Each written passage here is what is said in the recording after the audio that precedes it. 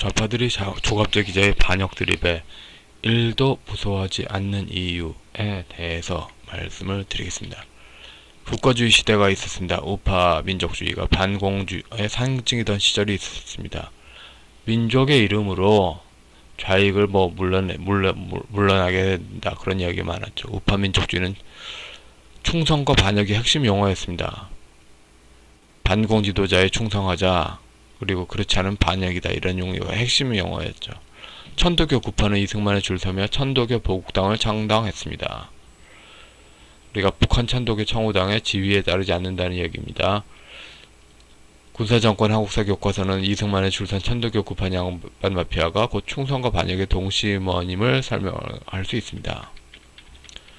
반면에 천도교 심파는 민주주의 민족전선이라는 남루당 그 바닥 조직을 통해서 대한민국 건국 반대운동을 내세웠습니다. 천도교 보국당에서 애국이 곧 충성이듯이 천도교 심파는 민주주의 민족전선에서는 충성은 시족의 충성으로 바뀌었습니다.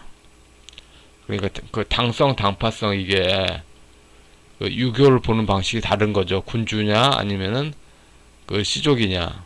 영화 명량의 유명한 대사, 자기는 군주 그 임금이 아니라 민에 충성한다, 이게 그 이순신은 전라도 사람이다, 이런 식으로 말하려는 의도겠죠. 사상 검증은 천도교 보국당이 갑을 주장했던 추억거린 일이었다고 봅니다. 이제는 의리됐습니다, 이들이.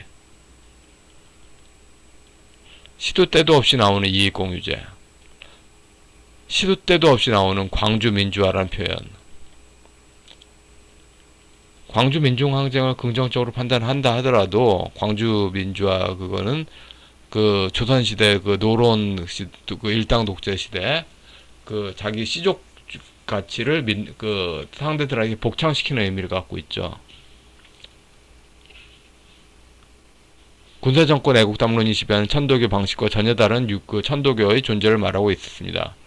군사정권 때는 원하지 않는 답이 나오면은 억압기구를 구사했습니다. 그러나 좌파 정권 때는 사회 요소에 천도교 신파 자기 세력을 짱 박아두고 원하지 않는 답이 나오면 민간의 마피아적 결합, 즉 공동 불법 행위로 억압을 구사합니다.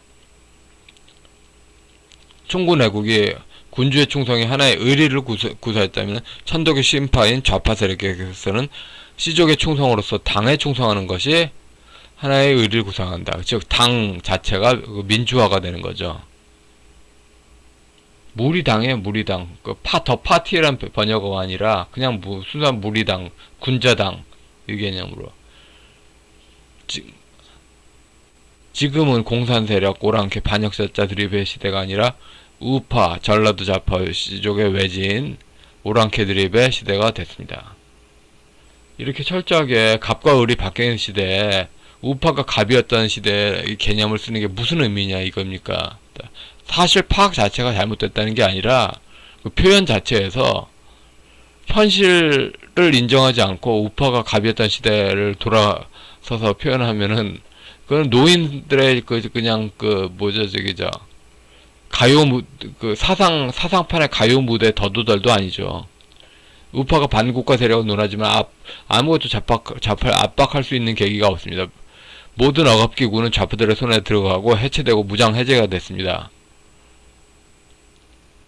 좌파는 반당 세력을 논합니다. 그들은 반개혁 세력, 수구 세력으로 논합니다. 같은 말입니다. 전라도 시족으로 중심으로 오랑캐라는 말입니다. 울산방송에 10년간 음악방송했던 JK 김동욱이 가로세로 연구소에 나왔다고 잘렸습니다.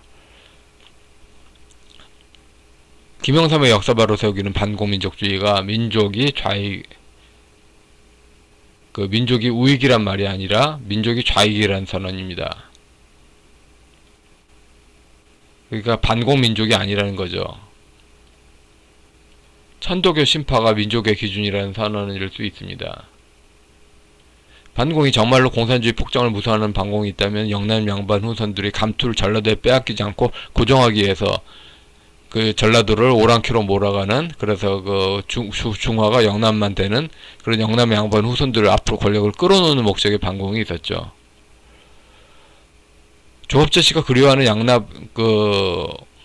영남 양반 후손들이 권력을 자기 앞에 끌어놓는 천구독의 보국당 리즈 시절에 곧 유신체제의 성립과도 떼어지기 어려운 그것은 유신체제 어려운데요. 그 유신체제는 국가의 중앙 집중을 추구했습니다. 좌파는 유신체제의 권력 집중 체제를 부수고 조선시대 노론의 일당 독재처럼 한 무리의 귀족 앞에 동심원 내부만을 인정하고 나머지를 모두 불허가하는 방식을 쓰고 있습니다. 유신 무효 판결이 나타남으로써 조여갑자 씨가 좌파의 반역 드립할 수 있는 모든 토대는 사실은 없어졌습니다. 유신 체제는 일본의 메이지 유신을 모방하며 권력을 이 중앙 집중하는 기제로 그런 전제로 충성과 반역을 대국민에게 퍼뜨리며 좌파를 그렇게 억압했는데 그 기제가 사라진 거죠. 반역이란 말이 톤이 너무 높다. 그래서 톤을 낮추자. 반역적 이라고 말하는 것 더 웃깁니다. 반역이란 말을 쓰는 것도 웃기고 그래서 톤이 너무 높아서 이제 자기가 불안하다 싶어서 반역적이라고 말하는 것 진짜 웃기는 일입니다. 우파에게는 제한정부가 강제가 되고 좌파가 무제한정부를 합니다. 그래서 우파가 무제한정부로 가고 싶다? 지금 온 세상에 지금 현재 딥스테이트 세력에 세계의 딥스테이트 세력에 우파가 무제한 정부했던 시절에 그런 문제로 딱 깔려 있는데 우파가 무제한 정부로 어떻게 돌아갑니까? 할 수 있는 거는 좌파가 무제한 정부하는 거 못하게 해야 됩니다. 근데 그 말을 또 못해. 그리고는 그 추억노로 가는 거야죠. 뭐 하는 겁니까 도대체? 반역이란 말은 상당히 현대 서양법으로 모호합니다. 천도교 구파시족의 애국적 정당성 전부가 있었다는 그 주장은 매우 대한민국의 성립의 토대를 부당한 곳에 두는 겁니다. 그런데 이제 천도교 구파의 힘을 완전히 빼버린 천도교 신파는 중국 문명 특유의 권력 갑질이 하고 싶어집니다. 반역이란 말이 우리 시족이 배출한 임금을 네가 거역하겠느냐 라는 뜻입니다. 천도교 신파는 문재왕 정권에서 과할 만큼 권력 갑질을 합니다. 조갑제기 전 이런 상황에서 천도교 구파 전성시대에 누리는 어떠한 사회 토대가 없이 그 시절의 추억 노름으로 반역이란 말을 씁니다. 오히려 한국 사회는 민주통일이란 이름 하에 남북연합체 충성이냐 반역이냐는 주장이 나옵니다. 통일이냐 반통일이냐 이게 충성과 반역을 나누는 전혀 다른 기준이죠. 고려한방제 충성이냐 반역이냐 이걸 깨는 거는 오히려 다른 식으로 깨야 되죠. 권력을 전라도 좌파만 고정하겠다는 의도로 나타납니다. 온 세상이 천도교 신파인 전라도 좌파 권력 천하입니다. 군사정권 때 모든 것이 영남 천도교 권력 세상일 때 표현으로 반역이라 말하는 것의 의미가 뭡니까? 대체 뭘 무서워합니까? 뭘 무서워하냐고요. 전라도 좌파 시족 족장인 김대중과 그에 연계된 이들에 대하여 영남 등 전라도 좌파 시족과 그렇지 않은 이들의 강제 복창의 흐름까지 이어집니다. 국민진당 같은 경우에 말입니다. 그냥 복창하고 있지 않아요. 그래서 그 전라도 우위권을 인정하느냐? 예, 인정합니다. 국민진당이 이렇게 선언을 해버렸는데 뭘 무서워하냐고요. 충성과 반역 용어의 기준인 이승만에 대해서도 우파 진영 구석구석까지 이승만 반대편인 단재 신체우파가 가득 자리 잡았습니다. 조합제 기자 자체가 신체우파라고 봐야죠. 군사정권 반공민족주의는 광주민주항쟁 문제와 유신무효 문제로 사실상 끝장이 났습니다. 반공민족주의를 후원하던 대종교 세력에서 머물들은 이미 김대중 쪽으로 줄바꿔 탄 지 오래입니다. 반역이란 말이 죄를 논하기에 중공혼의 근본주의적으로 도그마에 빠지지 않는 한 상당히 모호하며 의미가 없습니다. 양반 후손으로 족보가 있는 노인들끼리 힘겨루기와 나머지 일반 국민들의 놀이동절 되기가 매우 쉽습니다. 이미 그런 반역죄를 저질렀다 이러면 하면서 논하는 그런 유교적 정서 대중들이 벗어난 지 오래입니다. 대중들은 벗어났는데 전라도 좌파들은 가지고 있죠. 그러니까 또 밀리는 거인데 우리가 돌아갈 수가 없어요. 반역이란 말로 죄를 물을 수 있는 조건이 아닙니다. 오히려 중공무명식으로 몰아가기 정치를 하면 전라도 좌파에 한없이 유리한 정치 시대입니다. 모든 것을 전라도 좌파가 다 가졌는데 여기서 반역이란 말을 모든 것을 가지지 않은 사람, 그 칼자루를 쥔 사람이 그 반역이란 말 쓰면 썼지, 칼날을 쥔 사람이 반역이란 말 어떻게 쓰냐고요.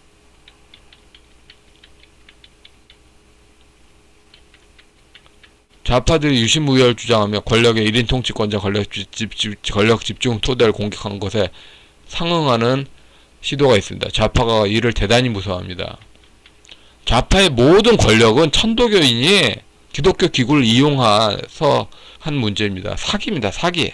너무 근거가 명확하고 일반인들도 아주 쉽게 판단할 수 있습니다. 좌파의 모든 권력은 기독교 기구를 이용한 천도교 신파의 권력 확장입니다.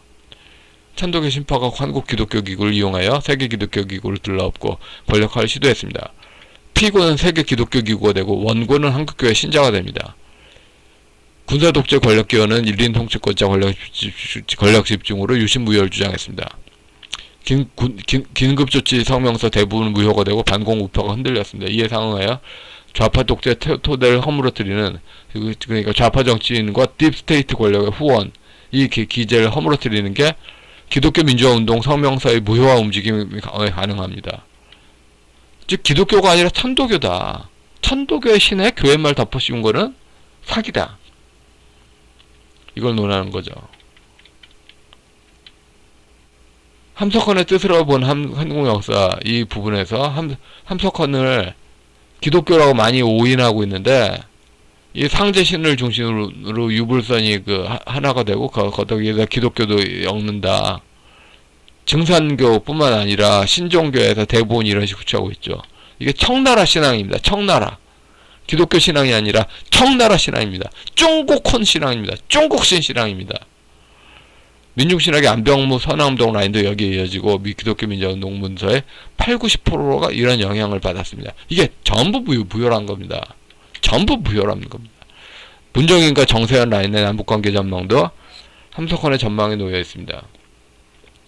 일국 양제가 이 상제신으로 이어지는 상제신 자리가 북한 공산당 들어가겠다는 겁니다. 즉 그 전라도 좌파 북한 공산당 연결해서 그 조상신 누굽니까?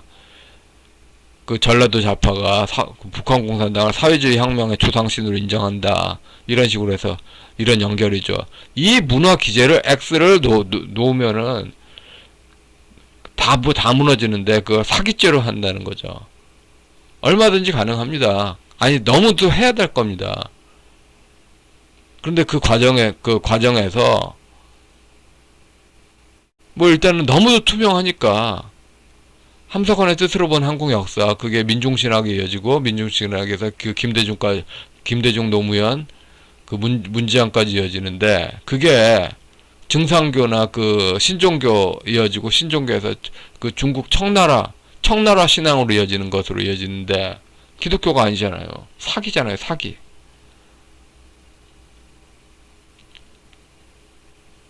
군사독재가 1인 통치권자 권력 집중 문화를 통해서 형성됐다면 좌파 독재가 북한 천도교 청우당 꼭두각시가 본질이면서 국제적인 에큐메니컬 마피아로서 딥스테이트 후원 세력을 받은 과정으로 형성됐습니다. 그래서 1인 통치권자 그 자리가 딥스테이트 후원을 받은 공동 그 불법행위자들의 그런 그 권력 기준점이 된 거죠. 그들의 후원한 이들 안에 80~90%가 기독교가 사실상 아니고, 지도부도 기독교가 아니라 천도교와 그 연관 종교임을 국민에 퍼뜨리고 국제사회에 퍼뜨린다면은 그들의 권력 기반이 완전히 허물어집니다. 사기죄 소송은 실제 모습과 다른 것을 착상시켜서 착오를 유발하여 불이한 이익을 목적했다는 증명을 필요로 합니다. 성경의 기독교가 무엇입니까? 성경의 그리스도를 따르는 겁니다. 성경 밖에 중국신을 성경으로 평가하면 중국신 종교입니다. 김대중 교적은 천주교이고 실제 신앙은 천도교입니다. 이런 게 사실은 굉장히 많습니다. 한국교회 그 먹물들이 정치적으로 기독교를 믿지도 않으면서 그 천도교 및 신종교를 이용하는 게 굉장히 많습니다. 이거 전부 무효죠. 사기는 기독교 민주화운동의 실체가 호남 그 천도교임을 알거나 알 수 있었다면은 지지를 안 한다는 국민 취소권 문제와 연결이 됩니다. 국민 취소권이 발동된다면은 고려 연방제 모든 작업이 무너질 수 있습니다. 기독교 민주화운동을 사기죄로 고발할 수 있고, 뭐 물론 그 권위주의에 반대했다는 것 자체를 주장하는 그게 사기라는 건 아닙니다. 인간의 자연스러운 반로죠. 그런데 기독교가 병폐백이 아니잖아.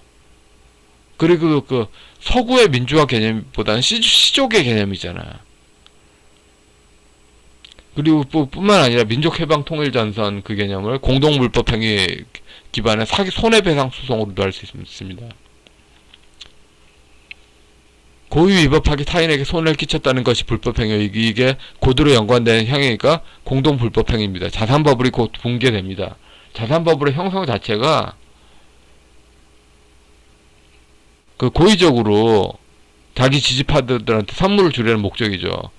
노무현, 김진표, 이현재 그 설계도에 그 김대중까지 이어진 2006년도 버블 뿐만 아니라 문지양 버블도 그 지지율을 높이기 위해서 고의로 만든 거잖아요. 곧 터집니다. 이렇게 조기에 빵 터지게 돼서 자산에 큰 손해가 본 사람들이 이제 이것이 고의로 위법하게 고려연방제 그 지지층을 만들기 위해서 하는 것이다. 누구나 입증이 가능합니다.